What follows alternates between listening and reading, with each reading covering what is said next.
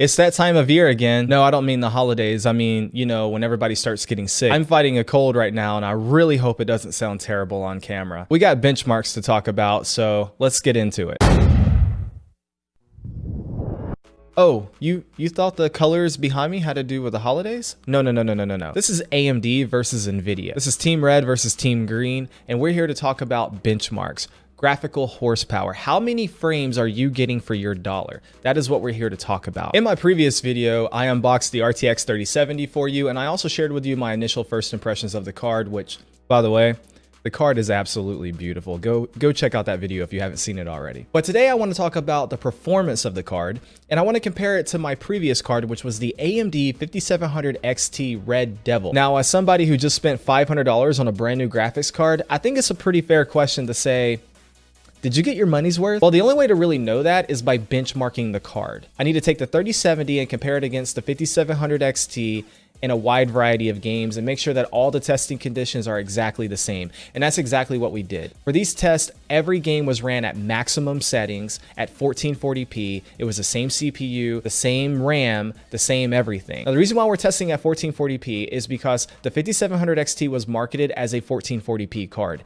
not a 4K card, not a 1080p card, a 1440p card. Furthermore, I choose to play at 1440p. My monitor is 1440p, and that's what I prefer to play at. So it's important to know exactly what the performance gains are using these exact settings. Also, every card will get better in time. So the 3070 has only been out for a couple of weeks, and it's only had one driver update. Meanwhile, the 5700 XT has been out for over a year and has received multiple driver updates across multiple games. It's had plenty of time to kind of perfect its performance, and what you see is basically what you're gonna get. Now, without further ado, we're gonna switch on over to my streaming setup. I'm gonna play the benchmarking video for you, and I'm gonna talk about the results with you as we're watching it. By the way, speaking of streaming, I stream 2 days a week. Links will be in the description below. I would love to have you come by, check out the stream, and be part of my community. I also use the 3070 in every stream now going forward. So if you have any questions about it, it's a pretty good place to ask me, just saying.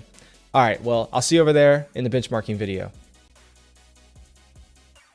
Okay, so we're over on the stream setup now. I'm going to play the benchmark video for you, and I'm just going to talk about the results with you. So with the 5700 XT, again, 1440p, everything's on Epic right here. You know, we're averaging 106 frames is what it says, but we're actually experiencing high 70s to low 80s. Now, for a competitive shooter like this, you know, this isn't necessarily the best in terms of performance, but also, you know, you can get a lot more performance out of this card if you were to turn the settings down and put on competitive settings. And I know most of you probably know that. Now, switching over to the RTX 3070, you can see here just in the open world, not currently in combat, we're averaging 227 frames, and we're all over the place in terms of what we're actually experiencing. So, you know, 170s, 180s, 190s, and boom, we just crossed over the 200 frames per second marker, which is a pretty awesome milestone. Now, I'm in combat right here, and I am not good at Fortnite, so do not judge me. This video is not about my gameplay, it's about the frame rate, so let's pay attention to that. Now, as this guy is absolutely destroying me, be sure to pay attention to the frame rate up there in the left-hand corner. You can see we're still averaging 209 frames, and it's bouncing all over the place between 160s, 170s, 180s, but that's still a significant performance increase over the 5700 XT, even while in combat. Now we're switching things over to Tony Hawk Proskater. Now we're averaging 107 frames over here, but we're actually experiencing much higher than that, which is quite unusual. But we're in the 140s, 130s. Again, it's kind of all over the place. It's not a locked frame rate, but it is, you know, really good performance overall. Now we're switching over to the RTX 3070, and immediately you can see a big performance increase. Again, you know, we're averaging 250 frames, and we're actually experiencing well over 200 frames as well.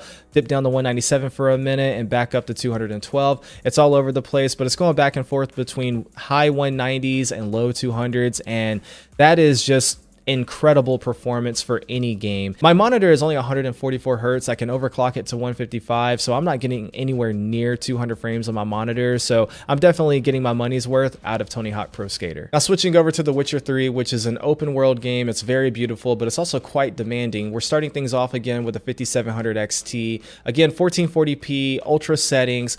We're averaging 145 frames, but the actual frame rate that we're experiencing are mid to high 70s. We're not quite crossing that 80 marker. Now we're switching over to the RTX 3070. The average frame rate here is 134 frames, and we're actually experiencing low to mid 90s. Again, you know, we're below that 100 frame rate threshold, which is less than ideal in most situations, but for a game like this, it's totally acceptable because it's a non-fast paced shooter. And again, if we were to tweak the settings, we could get significantly better performance. But as you can see here, we're averaging well over 20 plus frames in terms of performance when compared to the 5700 XT. For these last few games, I ran the in-game benchmark. And so starting off with Gears 5 and the 5700 XT, after running the in-game benchmark, you can see here that we have an average frame rate of 59.9, so round up and say 60, and the average GPU frame rate is 71.2. I'm honestly not sure what the difference is, you know, with that, but you can even see there with MSI Afterburner, it says 60 FPS. So I think the overall average frame rate for this is 60 FPS. Switching over to the RTX 3070, you can see the average frame rate is 103.3 and the average GPU frame rate is 109.8.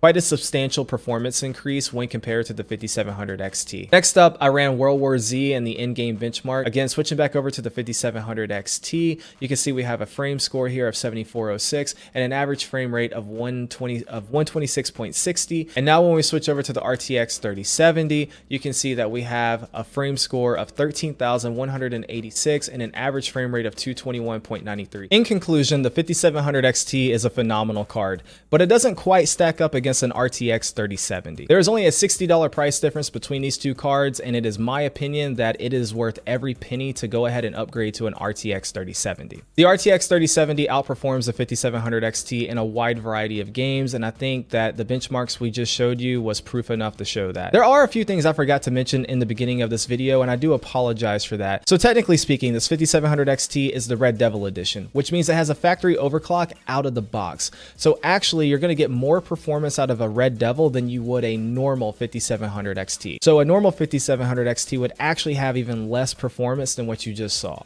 But to make things as fair as possible, I actually went ahead and overclocked my RTX 3070 so that it would be an overclocked card against an overclocked card. Speaking of overclocking, my next video will be how to overclock a GPU, and I will be using my 3070 to demonstrate that. So if you want to know how to get more performance for free out of your existing hardware, then be sure to come back and check that out. And the best way to do that is to hit that big red subscribe button down below so that you know when I upload a new video. And that's going to be it for this video. Thank you so much for stopping by and checking out my content. It truly does mean a lot to me. Please hit that like button. It goes a long way in helping me out. And until next time, rock out. Let me explain something to you. You haven't been married long enough to know that no, that's not a stupid reason. My chat, listen, my chat over here is like, yep, E-Rock's 100% correct. And the reason why is because like when you're married and you play games with your significant other, you do not kill your significant other. You will hear about it later. But